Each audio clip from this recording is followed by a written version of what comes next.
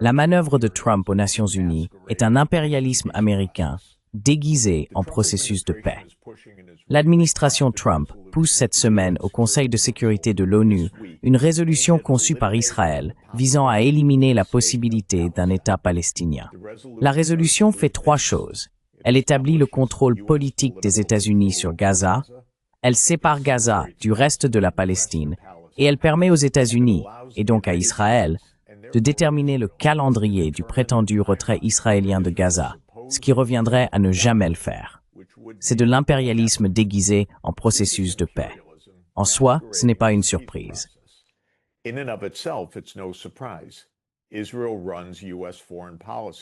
Israël dirige la politique étrangère des États-Unis au Moyen-Orient. Ce qui est surprenant, c'est que les États-Unis et Israël pourraient en réalité s'en tirer avec cette parodie, à moins que le monde ne s'exprime avec urgence et indignation. Le projet de résolution du Conseil de sécurité de l'ONU établirait un Conseil de la paix dominé par les États-Unis et le Royaume-Uni, présidé par nul autre que Donald Trump lui-même, et doté de vastes pouvoirs sur la gouvernance, les frontières, la reconstruction et la sécurité de Gaza. Cette résolution marginaliserait l'État de Palestine et rendrait tout transfert d'autorité aux Palestiniens dépendant du bon vouloir du Conseil de la paix.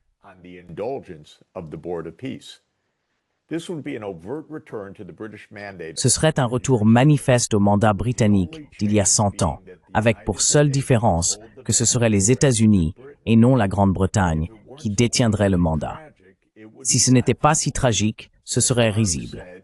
Comme l'a dit Marx, l'histoire se répète, d'abord comme tragédie, puis comme farce. Oui, cette proposition est une farce.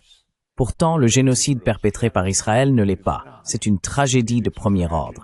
Incroyablement, selon le projet de résolution, le Conseil de la paix se verrait accorder des pouvoirs souverains à Gaza. La souveraineté palestinienne serait laissée à la discrétion du Conseil, qui seul déciderait quand les Palestiniens seraient, je cite, « prêts », fin de citation, à se gouverner eux-mêmes, peut-être dans 100 ans.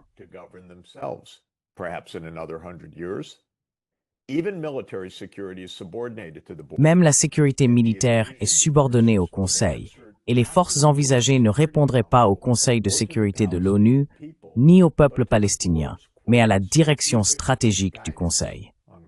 La résolution américano-israélienne est présentée précisément parce que le reste du monde, à l'exception d'Israël et des États-Unis, a pris conscience de deux faits.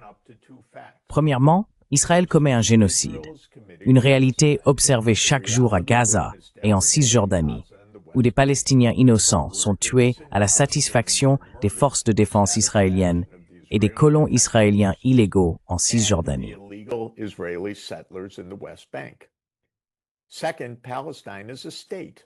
Deuxièmement, la Palestine est un État, bien que sa souveraineté reste entravée par les États-Unis, qui utilisent leur veto au Conseil de sécurité de l'ONU pour bloquer l'adhésion permanente de la Palestine à l'ONU.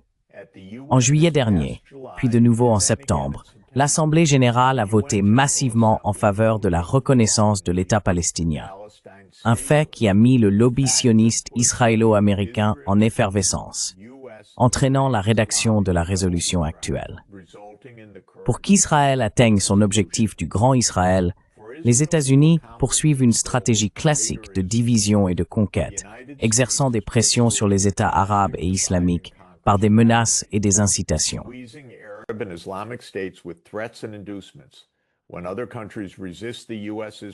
Lorsque d'autres pays résistent aux exigences des États-Unis et d'Israël, ils sont coupés des technologies essentielles, perdent l'accès au financement de la Banque mondiale et du FMI et subissent des bombardements israéliens, même dans les pays où des bases militaires américaines sont présentes.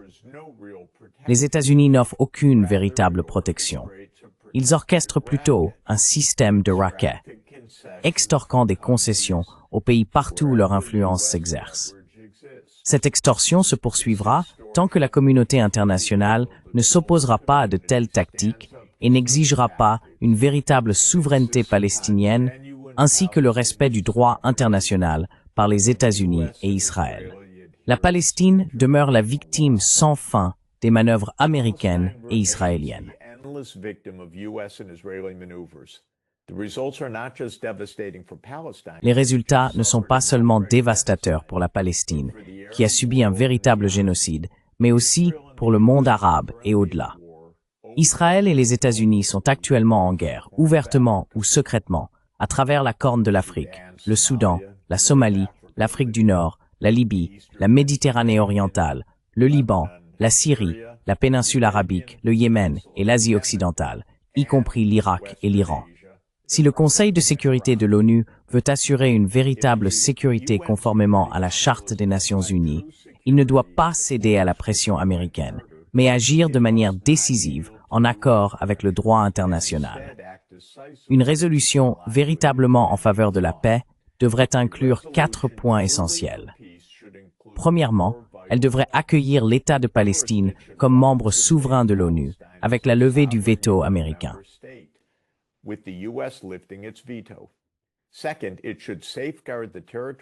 Deuxièmement, il devrait préserver l'intégrité territoriale de l'État de Palestine et d'Israël, conformément aux frontières de 1967. Troisièmement, il devrait établir une force de protection mandatée par le Conseil de sécurité de l'ONU, composée d'États à majorité musulmane. Quatrièmement, il devrait inclure la suppression du financement et le désarmement de toutes les entités belligérantes non étatiques et garantir la sécurité mutuelle d'Israël et de la Palestine. La solution à 2 États vise une paix véritable, non pas le politicide et le génocide de la Palestine, ni la poursuite des attaques de militants contre Israël. Il est temps que Palestiniens et Israéliens soient en sécurité et que les États-Unis et Israël renoncent à l'illusion cruelle de dominer en permanence le peuple palestinien. Ruling over the Palestinian people.